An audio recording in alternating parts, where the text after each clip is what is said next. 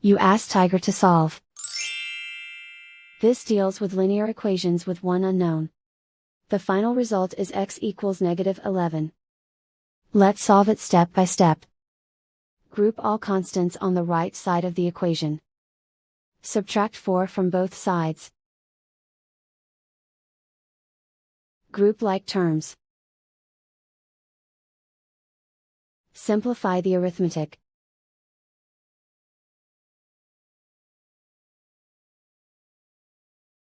Isolate the x. Divide both sides by 2.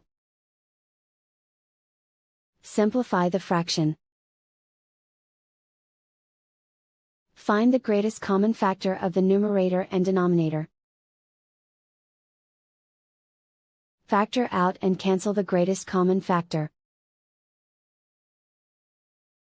And so the final result is x equals -11.